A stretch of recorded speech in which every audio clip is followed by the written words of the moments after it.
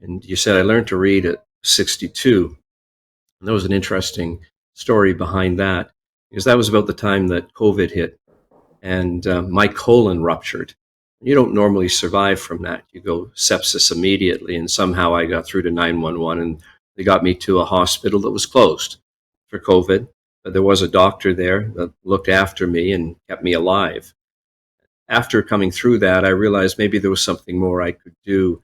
The fact that when we say I can't read, yes, I could hop my way through sentences.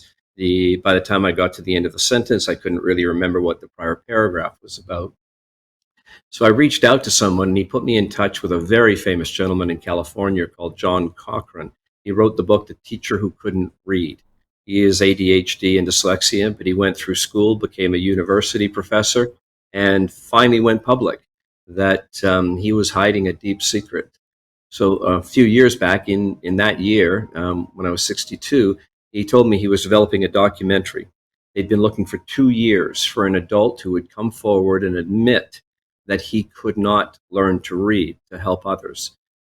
And again, it was in the middle of COVID, but I flew down to Michigan, where I was put in a 5-day, 1 hour a day program. And this is what is so shocking about it, of an advanced way to learn to read.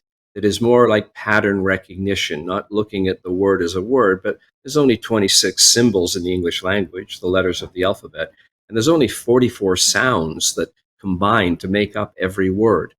And he had said, if you're willing to go on camera and be filmed from beginning to end, and if you succeed in reading, we want to use that as the documentary, The Truth About Reading.